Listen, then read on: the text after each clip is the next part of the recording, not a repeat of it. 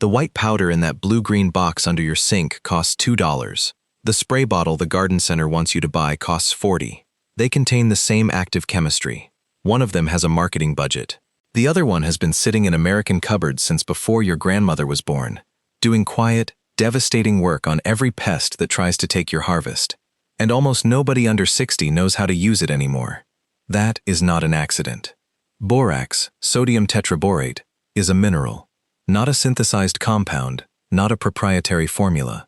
It is pulled out of dry lake beds in the Mojave Desert, the same deposits that Francis Marion Smith's 20 mule teams were hauling across 165 miles of open desert back in the 1880s.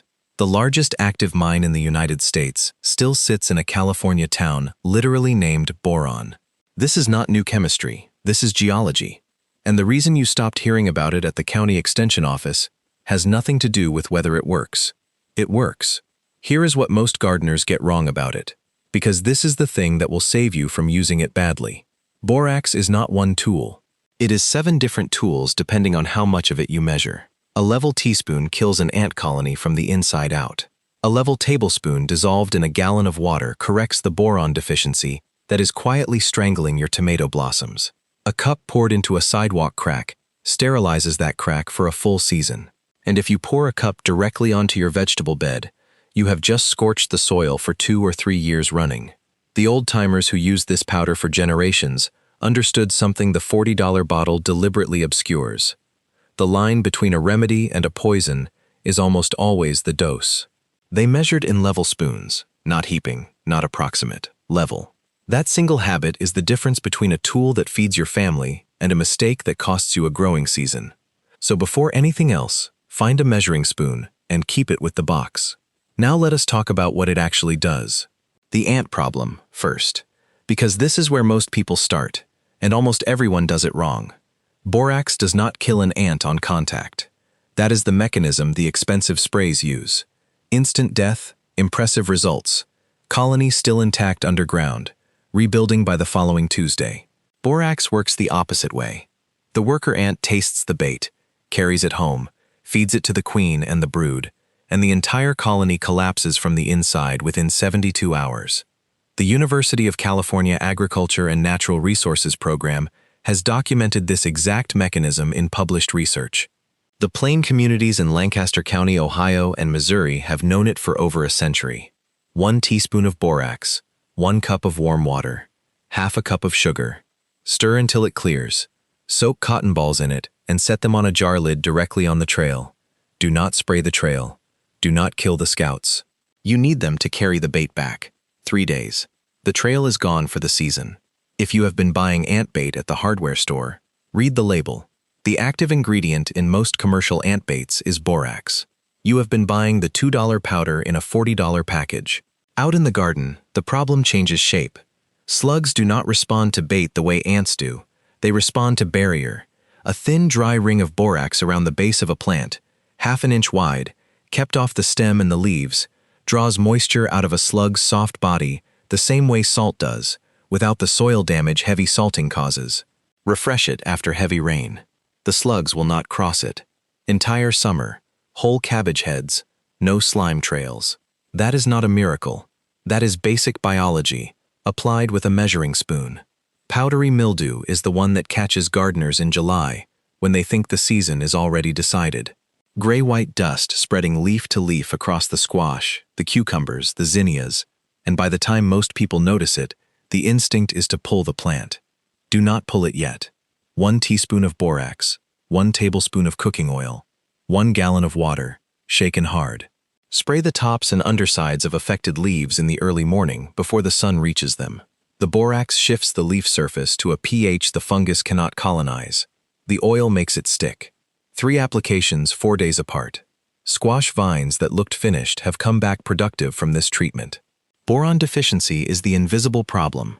Cauliflower heads that brown in the middle, beets that come out corky, tomatoes that flower abundantly in June and then set almost nothing in August. These are not water problems or weather problems. They are soil problems.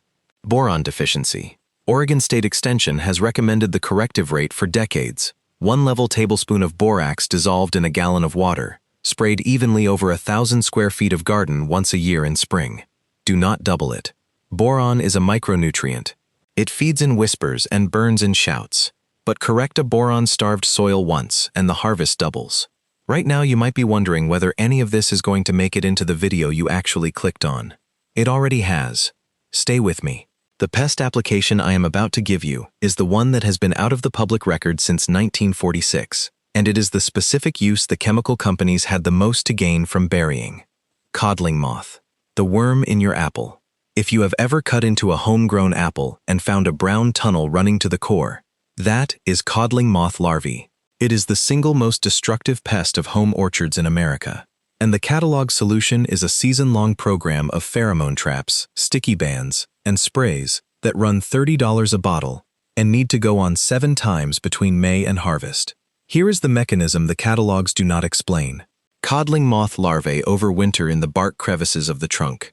In late winter, late February in the south, late March up north, they wake up and begin crawling upward toward the new buds. They travel up the trunk, all of them. Every larva that will become a worm in your apple has to make that climb. A thick paste of borax and warm water brushed in a wide band around the trunk from 12 inches off the ground to about 3 feet high, applied once before the buds break, intercepts that climb. The larvae cross the band, the borax destroys their gut biology, and they never reach a leaf. This application was documented in a USDA Farmer's Bulletin from 1914.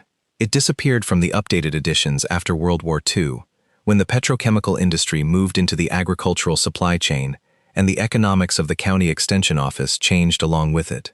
1 painting per tree per season. Pennies per tree. A harvest worth cutting into 40 apples to check. There is something worth naming plainly here, and it is the part this industry has worked hardest to obscure. Borax did not stop working. It was simply no longer profitable to teach. The European Chemicals Agency reclassified borates as a substance of concern around 2010, at industrial exposure levels, meaning workers breathing the dust in a mine for 30 years, not gardeners applying a teaspoon to an ant trail. American manufacturers reprinted their labels to cover both markets.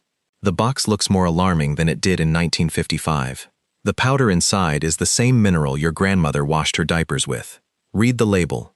Use the measured doses. Keep it away from children and pets the same way you would keep dish soap away from them. That is the complete safety protocol for household and garden use. The gardeners who used this powder across 6 or 7 generations were not working with instinct alone. They were working with accumulated, tested, passed-down knowledge about dose and application and timing. The kind of knowledge that cannot be patented and therefore has no commercial champion. A level teaspoon is not the same as a heaping one. That was not carelessness in the old recipes. That was precision. If you are the kind of person who reads the label before they pour, who measures before they apply, who would rather understand why something works than simply follow instructions, this is your powder. Hit save on this video. The first time you fight an ant colony, a slug infestation, a powdery mildew outbreak, or a wormy apple crop, you will want to come back to the doses. The $40 bottle will still be at the garden center next Saturday. The $2 box has been in the cupboard the whole time.